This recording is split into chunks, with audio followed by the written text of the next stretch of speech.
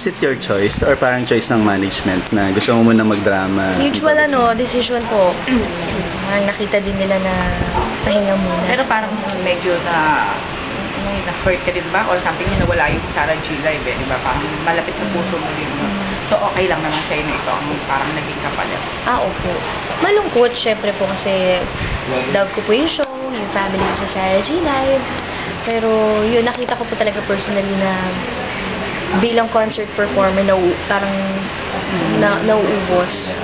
Pero ano pakiramdam kasi parang sinasabi nila na binibigyan ka talaga ng mga project na malaki kasi usually ang may drama present mga Judy Santos, Maricel Soriano, Mga dramatic feeling actress. Na ikaw at your age, binigyan ka ng sarili. Drama anthology. Sobrang grateful sa ABS-CBN. Nandoon din yung pressure na yun nga, binibigyan nila yung talagang magagandang proyekto po sa akin. Hindi ko maiwasang ma-overwhelm din. Parang, shocks, kakayanan ba to? Pero, yun nga, lahat naman magagawa through prayer at saka yung production namin. Talagang magtutulungan kami para maging maganda itong anthology nito. So, dito sa anthology, ano yung mga ipapakita ni Sarah na hindi pa niya napapakita lalo sa mga movies na nagawa? Ayun, critical yun kasi nga medyo kailangan mawala na tayo dun sa bubbly, yung the usual na nakikita nila na roles. Although, hindi naman tayo magpapakahiri. Laida. Oo, iwan natin si Laida doon talagang, sana maiba naman. Pero ready ka na, Sarah, doon? Mas mature ba siya? Although, hindi naman po tayo magpapaka-heavy drama muna. Siyempre, sa maalaala mo kaya po yun, di ba? Kahit na gusto ko pong gumawa ng mga ganong episodes, pero baka naman masyadong mabigat naman para sa viewers natin. So, hanggang ano lang to? Parang ano? Heartwarming na mga stories po. Sa tingin mo, Sarah, may nabaon ka ng enough life experiences para parang to take to the next level yung acting?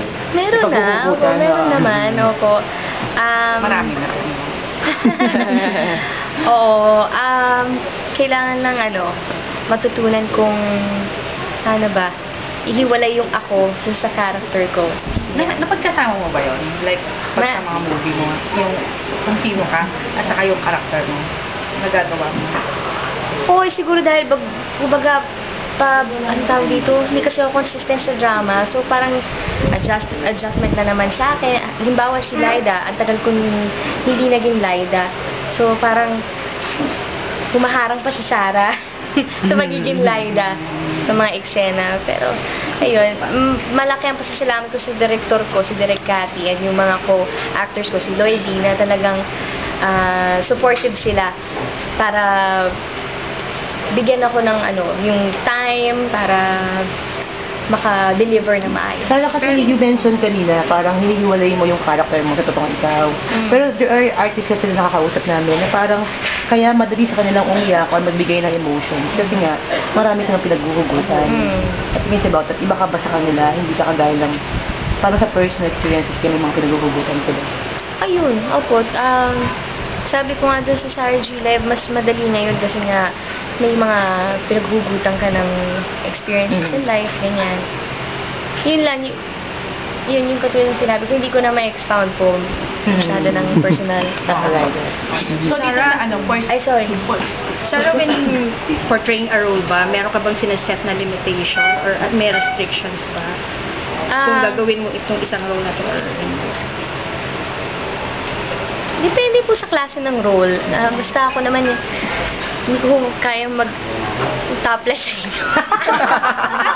Topless talaga. Hindi mo na mag-two-piece no? Hindi mo na mag-two-piece.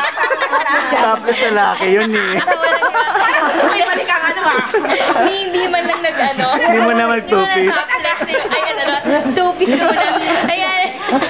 Hindi, pero gusto ko po yung daring in terms sa klase siguro ng role. Hindi yung pagpapasexy, ganyan. Ayun. Ano yun?